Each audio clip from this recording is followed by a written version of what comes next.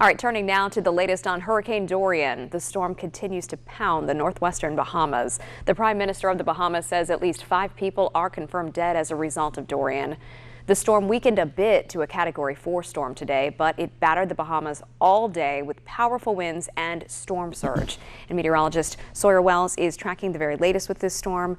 Sawyer, it's moving very slowly. We know that. Yeah, it's been moving less than 1 mile per hour for a good majority of the day. It's been spending over 24 hours just over the Bahamas, just doing devastating damage.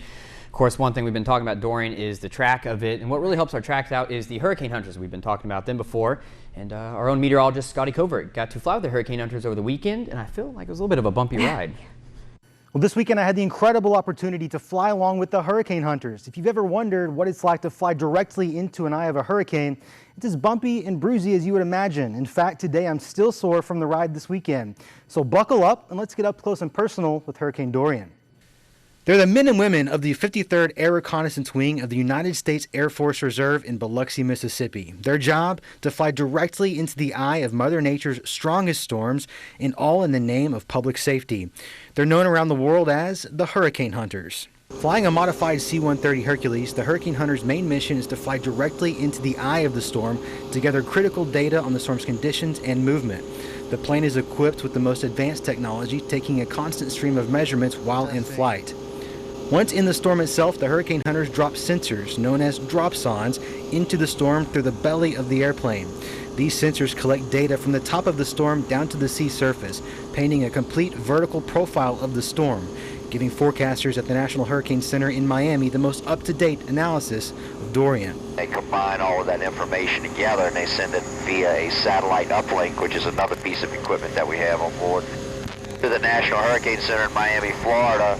From that point, that's when the scientists and the forecasters plug all of that information into the forecast models, and that's how they come up with the official forecast. The flight started off relatively smooth, similar to what one would expect on a commercial flight, though when we got near the eye wall, the ride quickly turned violent. But as soon as it turned violent, and within an instant upon penetrating that eye wall, we experienced the most surreal peace and tranquility, an eerie relief, only to be enjoyed for a few moments before re-entering the opposite eye wall, where mission-critical data must be collected. Over the course of my 15 hours with the Hurricane Hunters, we spent 5 full hours inside of Dorian, precisely penetrating the wall 8 different times. The very heart of the Hurricane Hunters mission is to create more precise forecasts that save lives. Studies show these reconnaissance missions improve forecast accuracy by 30 to 35%. And for those who have ever been in the path of such a scary storm, that improved accuracy is well worth the cost. And for the Hurricane Hunters, just another day at the office. I want to thank the men and women of the 53rd Air Reconnaissance Mission out of Keesler Air Force Base for granting me the incredible, breathtaking opportunity to watch the work they do in such an up-close and personal manner. It was a very dangerous storm, one that continues to pose risks to many lives along the East Coast. It was so dangerous I filled out a ream of paperwork just to get the opportunity to get on the airplane, much less fly directly into the eye of a storm. So much paperwork that I'm still a bit nervous that it's possible I've even enlisted in the Air Force and I just don't know it yet. We're glad to have you back, Scotty. Great reporting.